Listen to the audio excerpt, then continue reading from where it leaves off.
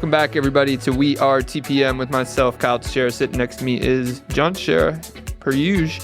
This week, we are going to be discussing replacing a tenant.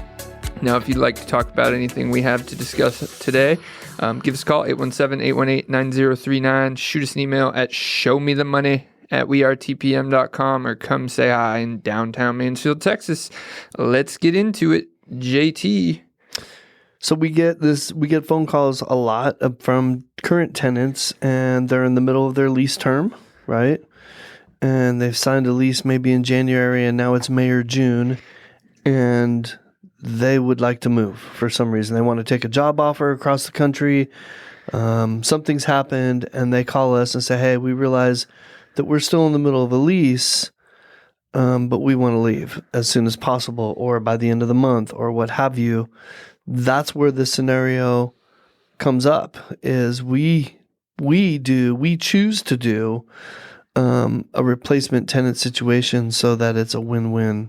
Yeah, and this comes in so many different scenarios, so many people who handle this differently.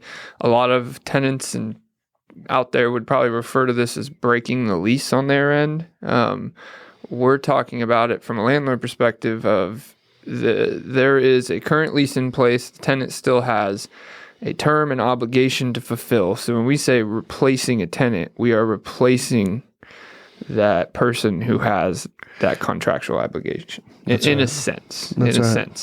So, and I guess we'll start with, why would you do that? Why is this even a thing? Why are we even talking about this? The reason we're talking about this is because of the obligation I just told you. If you got 9 months left on your lease, you got 9 months of rent that you're obligated to pay on your lease. It would behoove you to have somebody replace that responsibility versus, the things that could happen from just walking on a lease or whatever it may be. So. And an owner or landlord, or whatever the landlord is, whether they're an owner, a property manager, what have you, they go through a lot of effort and a lot of work, marketing, screening, choosing, preparing contracts, and placing a tenant for a 1-year lease term. Mm-hmm. We hate having to do that every single year on a property, much less having to do it 4 months later. And we talk a lot about the cost of turnovers, the cost of vacancy, the cost of replacing a tenant. That's where this comes a little differently.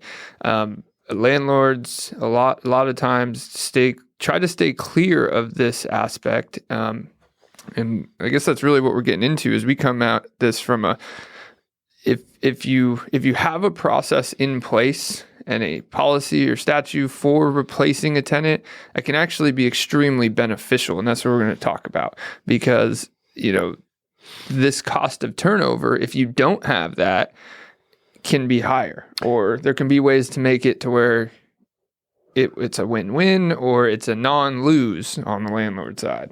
Right? Well, yeah, and the reality is, if you try to force the issue and your tenant has a great job that's going to pay him $30,000 more a year and he can't wait to get to New York to this job, he's going. Yeah, he's going. Whether you like it or not, he's going. So you can make it hard on him, or you could work with him to make it a win-win so that the owner is not out of pocket and feels no financial difference whatsoever, and now has a tenant that plans to stay there for another year. And we'll talk about how this is done a little bit more. Well, and how we do it, because this is a sticky. We're jumping into a sticky topic because not everybody does this. Not everybody does it. And it's a huge range of how they do it. Yep. So sorry, I interrupted you. No, you're fine. You're absolutely right about that, Kyle. And so that's all we're going to do, is kind of give our experience and maybe our expertise on how we do it and why we do it. And that's the reason why we do it, is because we've set our system up so that it is a win-win. It doesn't financially affect our homeowner. They now have a new tenant that's committed for a whole year now, and we can forget about the tenant who needs to move on. Forget about it. We can let them out of their contract with them upholding all the financial obligations that they're to uphold. And we're going to talk about that in a minute, right? Yeah. But now they can go. Homeowner's happy. We didn't like having to redo it again, but you know what? It's a better scenario for everybody involved than than the fight would be, let's say. Yeah, because that's really where the conversation or the different sides of this comes in is, they're breaking a lease, so we're going to charge the crap out of you or whatever and charge you for the most we can and have to find a new tenant and all this stuff, right? This is a huge range here. Charging people does not put money in your pocket, right? We're going to talk about realities here. You could go charge somebody 9 months of rent, right? Say your lease requires that. We've talked about the things that people will write into a contract. That doesn't make them pay you that, I don't want to go into the collection process and everything, but you're right. You're absolutely right. And I want to do a comparison. Let's do a quick comparison. Let's do a comparison of what it would look like, because you're absolutely 100% right. And there's a good argument to be made for, hey, this person, they signed on the dotted line and they committed to this, and they shouldn't have done that if they weren't willing to follow through. So new job or not, they should follow through.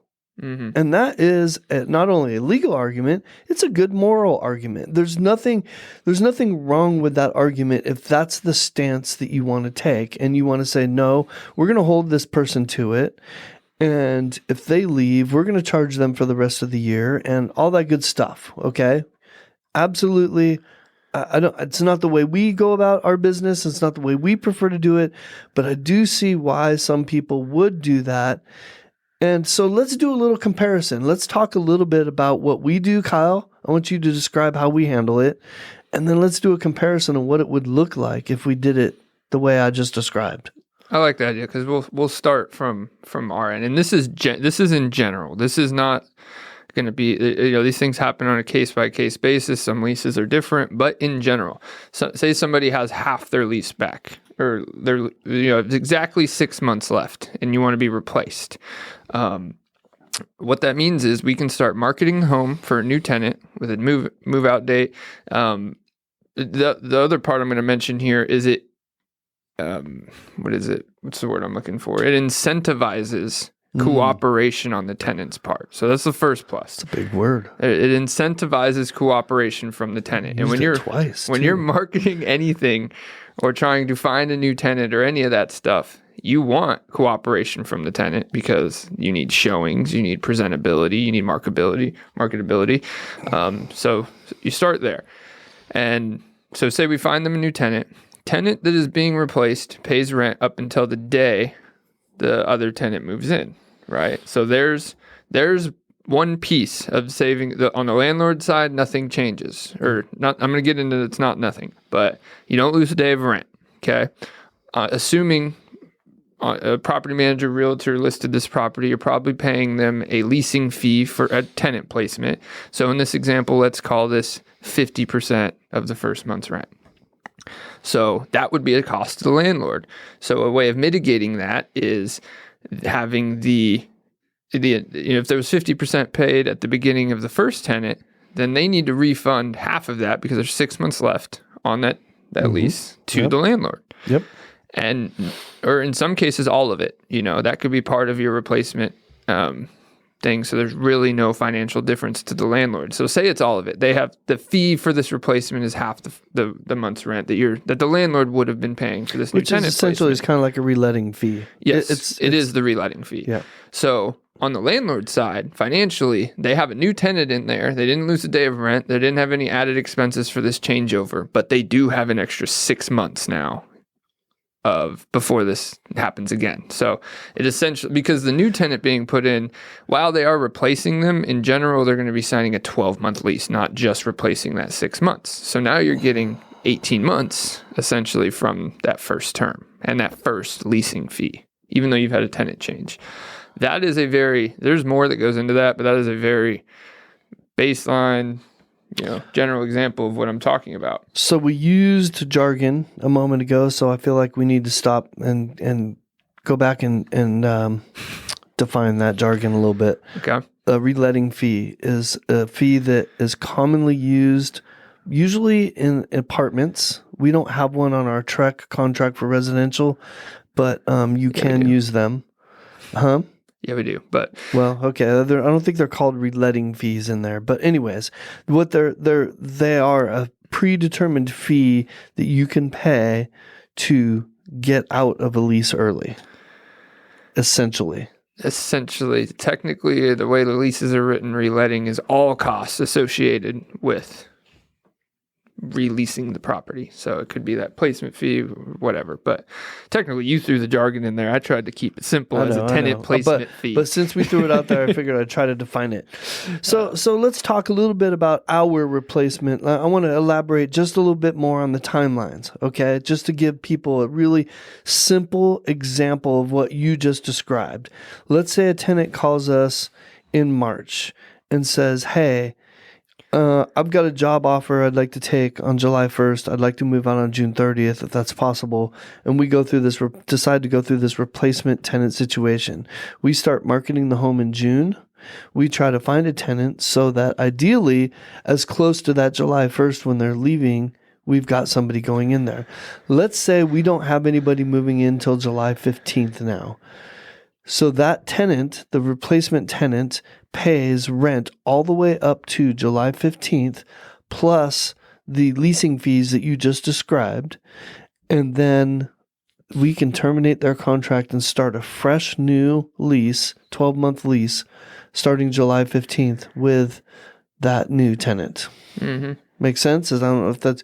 I think it was important to do that because now I'd like to compare that stubborn landlord that won't do anything like this, right? Mm-hmm. I say stubborn as if it's a bad thing. I'm sorry.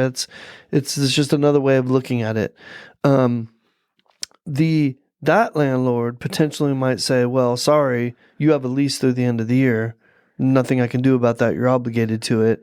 That person's still going to leave on July 30th. Mm-hmm. They may not understand how they're going to get out of it, but then they may just get up and leave. On July 30th, they have a vacant house. If they're lucky, the tenant tells them they left, right? If they're not pissed at them, they tells them they left on July 30th, and now they can go in, do the turnover, and start marketing the home. So they haven't even started marketing the home till July.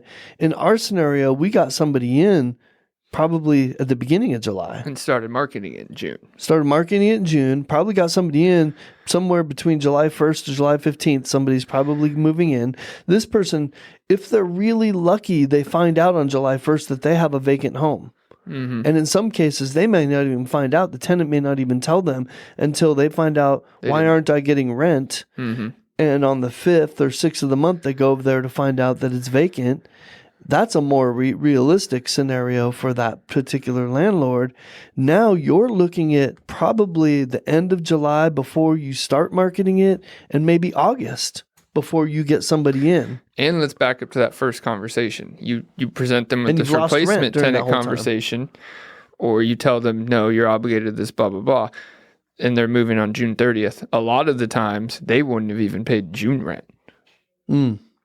Where they're pissed at you. They're pissed at you, or they need the money for whatever, because there is no cooperation happening. Where in this cooperation option, they are now incentivized not to pay the June rent, but pay those fees that we talked about. But in your scenario, you're looking at likely losing June, July, possibly not getting rent again until August. Right. Well, you're absolutely right. That is worst case scenario. So even if you don't lose June, even if they pay June, you're losing July for sure, right? Like you got almost no hope of getting somebody in July unless the place is immaculate and you find out quick enough and you're able to market it. I guess it is possible, but most likely you're not getting much rent in July, right? Where in our scenario, you didn't lose a single day of rent with what we did. And there's incentive to pay those things, right? Not just the rent, but the reletting and all that stuff. Because let's talk about, the landlord probably has a deposit. In general, it's usually 1 month's rent. Mm-hmm. Well, that 1 month's rent has now been blown in this worst case scenario, or this other scenario, by that June or that July payment. It doesn't go towards repairs at all. In our scenario, ideally, they've paid everything, because part of this deal is you have to be on time with these payments as the process goes along. We not just have those payments paid in full and no financial change to the landlord, you also have the security deposit for any turnover repairs that needed to be done, if any. And the 30 days before, when you started this process, to evaluate for those repairs, get them done, while the tenant's still in there, again, with an incentive on their part to allow them to be done and to cooperate, because we just gave a good scenario in the replacement tenant situation.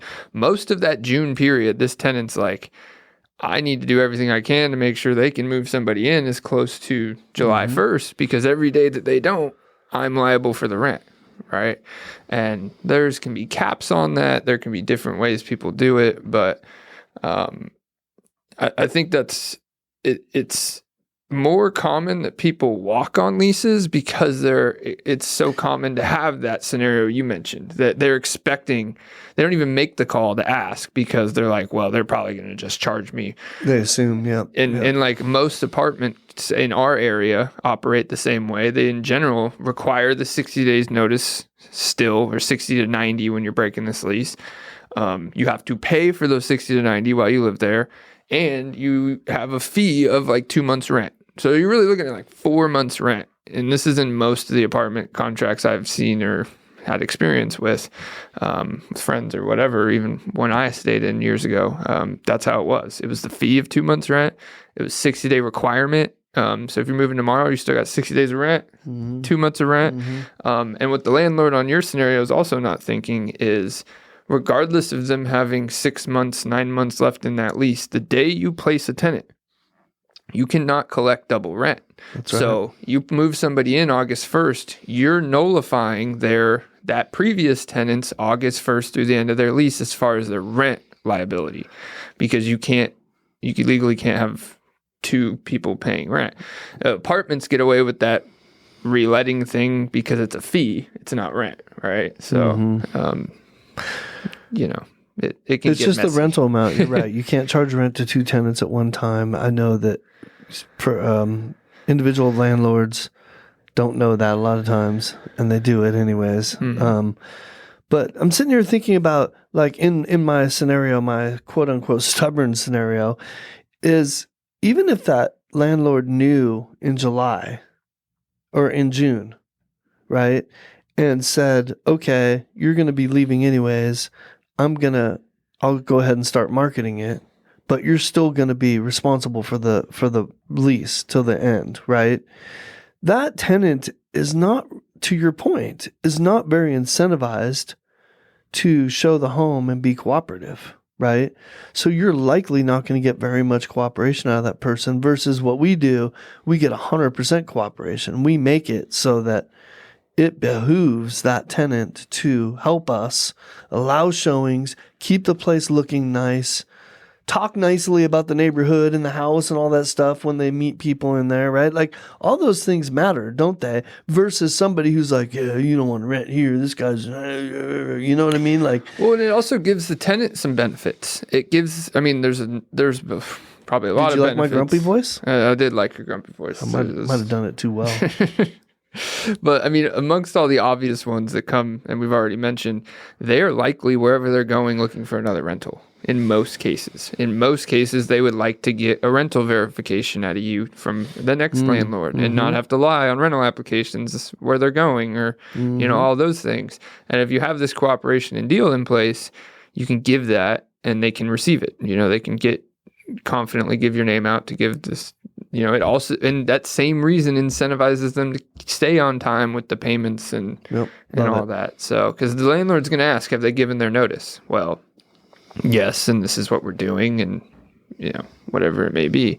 When tenants try to do that while they're breaking leases, especially when they don't notify, and the landlord gets a rental verification from a current tenant that has 6 months left on their lease, it's like, all right, well, I pretty much know they're going to break that lease. What happens with the next life change? Yeah, and what are they going to do? And what are the landlord's option if they don't want to allow any kind of deal or replacement tenant situation? They have to start an eviction process, and likely that's going to cost, or it's going to cost you money, but likely it's going to cost enough time to where the tenant's not going to pay that last month's rent, and by the time you have a court date, if they're out, possession has been given back, and now that process was a waste too. So, because we could get into collections and judgments for this amount, but all that stuff, collecting on money that it is way easier to get people to willingly pay money, isn't it? It's cheaper, I should say. It costs you a lot less to get people to willingly pay what they owe. Like, well, you're right. When they understand, when they agree with you about what they owe, and they're cooperative at the end, and then they understand where they are, you're right. You have a higher chance of getting that money later on, especially if they feel a moral obligation to pay their debts. And so there's some people that have all that, and then there's some people that just, it doesn't matter. They're not going to pay it no matter what. If they've got to wait 2 or 3 years to buy a new car, they will. Yeah. And it can save delay of occupancy, like the incentive part of the cooperation is the underlying hidden factor here that really can help, Now they have an incentive to tell you, when you get this property back, that you'll realize that you have this thing that's going to take 7 days. So now the lease you signed for 5 days after they move out needs to be extended, and then that's problems with the next tenant. It's just in general cooperation incentive to disclose. Yep. Isn't that a real estate motto? Yep. Yeah. Disclose. Is right behind location. Location. I love it. So, should you replace a tenant? Should you do replacement tenant situation? We think you should. I feel like it takes some expertise to do. I feel like that individual owner that owns one home and he's never done this and he doesn't have a lot of experience and he's kind of winging it, that might be harder for them to do. They don't know exactly how to present it, what to do, what their obligations are, what steps there are to take. It's easy for us. We've done it over and over again, and we've got a great system, and we think you should do it. But I do recognize that not everybody, it's not going to be as easy for everybody to do as it is for us. Well, and all the benefits we just described, I guess the piece of this we haven't dove in is probably the most important amount is these fees. That's where this in the industry there's very much of a variety and it ranges a lot. You could do our entire process that we just said and add on a 2-month fee for doing so. Right? Really? Can we? You really? Could, but let's do that. Well, then how does that make it any different? Does it make it advantageous to the tenant being replaced at that point? No, it really doesn't. To some extent it could, but you have to know those boundaries. Like, all right, we're already having them refund this tenant placement fee.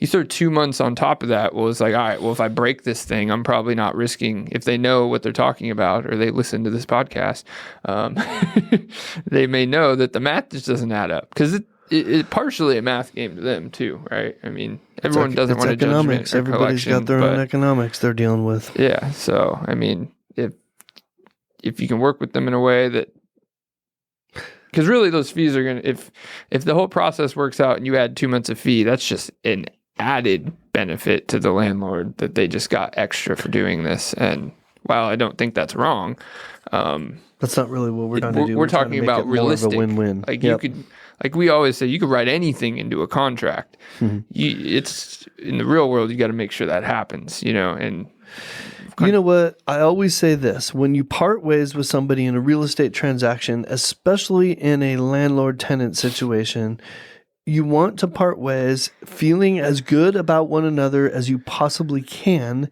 because they're living in your asset. Yep. And the angrier they are, whether it's righteous anger or unrighteous anger, doesn't matter. The angrier they are, the more beat up your house gets on the way out.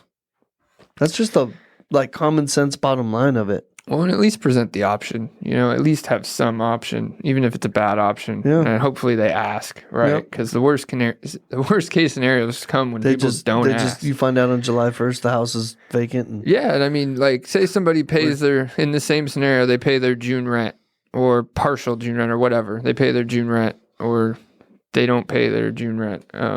Well, I can't do both at the same time. They don't pay their June rent, right? Wait, are they paying their June rent? No, they're not paying their June rent.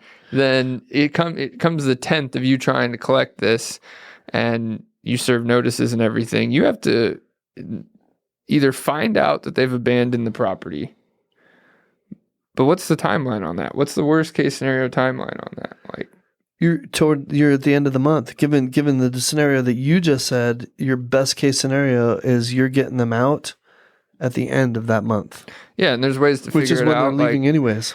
Even in an abandonment situation, the best way to confirm that, because in most scenarios, they're not answering you. They're not communicating with you if they just up and walked. And you don't know that it's already vacant is because they're not communicating with you.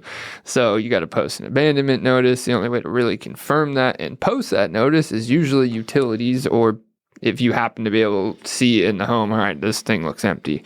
But that's harder than people think. There's a lot of houses that are lived in that look empty or don't have cars. I have stories, don't I? I walked through a house we thought was empty, and walked through the final door of a house I still thought was empty. Even as I was walking through that final door and opened up a door to a bedroom with somebody sleeping in it, it was clearly on drugs because I was screaming my way through the home and they never heard me. So to your point, and that's a little bit different of a house. The house should have been empty. It wasn't just checking for abandonment. So, but yeah, there's, like we talk about a lot, there's costs associated with everything. And in reality, the best way to do this business is to mitigate your risk in losing and things costing you a lot of money. We talk about tenants, we talk about replacement tenants, we talk about turnover costs, all those things. These are all ways to mitigate them, and it somewhat comes down to common sense, but there's parties in these transactions, and you want the parties to fulfill their contract as much as they can. Let's bring it back to something that you and I talk about a lot, Kyle, and we have an entire podcast on this subject, and that is the cost of vacancy. Mm-hmm. And what those two scenarios we just described describe two scenarios of two different days of vacancy time, right? Between, like, I don't know, let's call it, 5 to 15 days versus 15 to 45 days. That's a huge difference in money in vacancy days. Because if you remember, and if you can go back and look at our podcast, I believe it's called The Cost of Vacancy. We go through how that cost of that daily cost is what's your daily cost for your mortgage, your taxes, your insurance, your utilities, your maintenance, meaning landscaping and whatever other maintenance you have while you're maintaining a vacant home, and then your loss of revenue. So if you were making $2,400 a month, then you're now losing $40 a day. Did I do that math right? Yeah, whatever it is. You add that to all those other costs, and you're looking at $200-$300 a day. You make a great point that we didn't even bring up here, is in those two scenarios. In your scenario, the owner lost. The owners, well, yeah, they're paying for all that. In our replacement scenario, tenants still paying, they're still renting it. So they still need, while we're marketing it and get up until the day this tenant moves in, essentially you're still paying utilities, keeping water on, keeping electricity on for showings, keeping the landscape good for showings because of that incentive again. Not just the requirement, they have an incentive. Leases can say things, that's great, but personal incentive is even better. Because if that tenant took off to New York, they still know, because we communicated to them, okay, we'll have our landscaper go mow the lawn while you're, until we get somebody in there, but you're being charged to it. So that episode of Steve's reminding us right now that episode that is called The Cost of Vacancy is episode 37. All of a sudden, I couldn't talk all of a sudden there from episode. Was that part of our cost of ownership, or? No, it was called The Cost of Vacancy. Yeah. So that's what it was called. These things all go together. But having a process, like a lot of the things we talk about, having a process and an answer when you get that call, because you will get that call. I mean, you could have one property for 10 years. Somebody's going to ask you, probably, if it'll come across that somebody needs to leave. We're doing two of them right now. So we do them all the time. It seems like we're always doing. And we can say confidently that it usually works. Like, it usually gives the tenant enough incentive to pay these things on time, more often than not. More often, especially, than if you don't give them the option. Because, when people break their lease, it's hard to set an exact day of when they broke their lease, right? So, yeah, sometimes when they abandon them, yep. So, good topic, Kyle. Yeah, I don't think we should beat this one up anymore. Kind of amazing that we have. I don't know what number this one is, but we have at least 37 apparently. Yeah, a lot more than that, I guess. We did the anniversary 50 plus episode. Come on, man, we're at like 54. It's weird, but I still find it hard to believe we've done this many of these things. And don't be surprised at the variety out there. I do bring that up too, because some property managers don't even do this. We're not just talking about landlords. I'm like this. This is I call it a sticky subject because there's a lot of different opinions, and this is 55. This is 55 according to Steve. So if you enjoyed episode 55 or any of the 54 before it, want to give us a call, talk about anything, even golf. We talked about that for about 30 minutes before this episode. So should you use a 7-iron the entire day? No, I'm just kidding. Give us a call, 817-818-9039. Shoot us an email at showmethemoney@weartpm.com. And We Are TPM, and we are out.